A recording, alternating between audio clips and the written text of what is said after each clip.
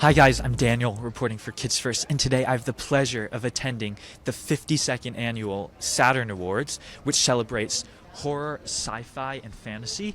So I'm going to go interview directors, actors, and producers. So let's go. I'm here with Doug Jones. How are you doing tonight? Hey, I'm good, thank you. How are you? I'm good, thank you.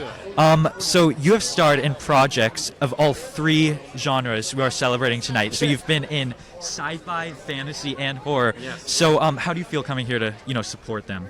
Well, this is the one award show that does celebrate those genres. The other award shows don't always get us. And so the Saturn Awards is my favorite award show I've ever been to, and I've been here countless times now. I've presented more times than I can count.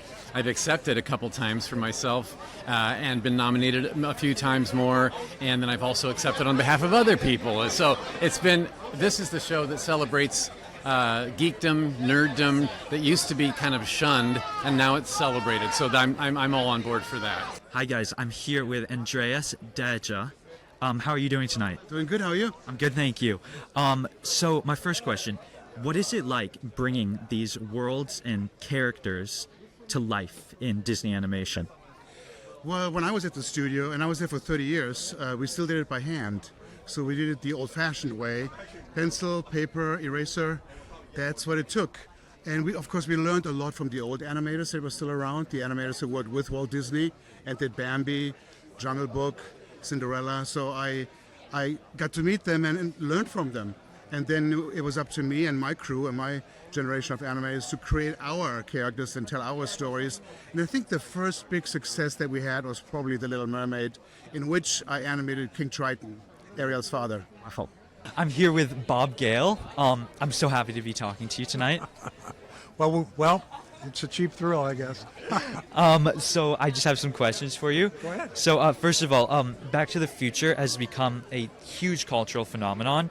So what were you expecting? What did you think would happen when you first wrote it? Oh my God, now the script was rejected 42 times, so we just wanted to get it made. We didn't have any idea that it was going to be this, right? This is a really good story. We want to tell the story. We want to make audiences happy. And knock on wood, they'll show up. And boy, did they show up.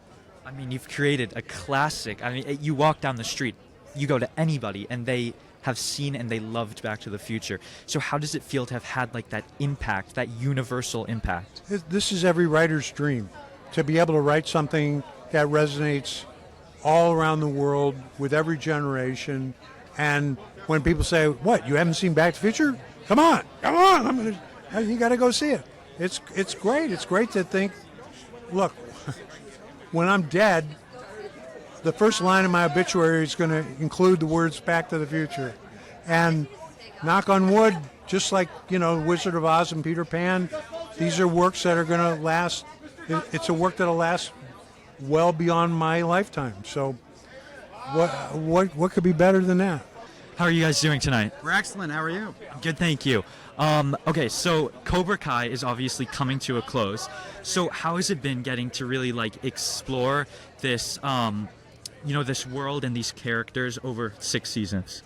I mean, it's been a dream come true. We were giant fans of The Karate Kid as kids, and to take those characters and use them like action figures and let them, fight each other and grow together and create a whole new generation of Karate Kids. It's been amazing.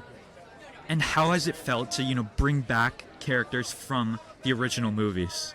It always feels amazing to get to reach into that trunk and pull out that character that people have been dying to see or are surprised that there's more story to tell with that character. And it's been a careful journey for us, making sure that we're not just playing the hits. You don't want to just pull out a bad guy and say, guess what, they're still bad. Sometimes it's nice that characters have had a whole life to live in between, and you get to experience a new color, whether they are still bad or good. And, obviously the Karate Kid movies are so beloved. So how did you guys navigate, building off of that and really paying homage while also adding on to it? Well, we didn't want to just do the whole movie all over again. Some people They'll do remakes, and we had no interest in doing a remake. We wanted to continue it. We always wondered what happened to the guy who lost at the end, the bully, Johnny Laurence. And that's how we created our own original story using all these characters from the classic. I think you've succeeded at doing that. Thank you so much for your time. Thank you. I'm here with Kelsey Mann, who directed Inside Out 2. How are you doing tonight? I'm doing wonderful. This is super exciting to be here at the Saturn Awards, hanging out with you next to one of my favorite movies of all time. I'm doing pretty damn good. It's pretty cool. So first of all, obviously Inside Out, the first one, is like a masterpiece. Everybody loves that movie. It has such a huge fan base. So what was it like kind of having to raise that bar with Inside Out 2, which I believe you did? Thank you. Oh, I really appreciate that. There's a lot of pressure. There's a lot of pressure. You know, you want to not let anybody down. And when you're doing a follow-up to a film that everybody loves, you want to put everything you can into it. You try to make it as fun as you can. But with the Inside Out world, you need to make it really emotional, and you can really tap into people's lives personally. And so to be able to do that at a deeper level with Riley going through being a teenager and dealing with anxiety, that's the part that I'm most proud of. A lot of people have come up to me and told me how much they enjoyed it, but how much it means to them. I've never had that in my entire career. It's been amazing. I am here with Zachary Arthur, who stars in Chucky. How are you doing? I'm doing great. How are you? I'm good, thank you. What is it like to jump into the world of horror? Well, I mean, it was definitely scary. You know, jumping into a series that is so cemented in kind of like culture, like the horror culture. So it was definitely, there was a lot of pressure, and it was a little scary, but I'm so happy that I got to be a part of it, and I made some lifelong friends because of it. So yeah, it's been a lot of fun. And kind of building off that, I know Chucky has like such a big and passionate fan base. So what is it like kind of being a part of that, kind of navigating that? Well, I think horror fans are the best fans, in my opinion. They're the most passionate by far, and they stick with you. Chucky, everybody would call it a cult following, which I appreciate. That means we'll always have someone to watch if we make like a 24th movie or something. But it's been great seeing the response from people, because I get messages, or people will come up to me and they'll say that the show is helping in some way or related to my character, and it always makes my day. I mean, at the end of the day, that's what I do it for. Yeah. And that's a wrap on the 52nd Annual Saturn Awards at the Hilton Universal Hotel. I had a blast interviewing all types of stars.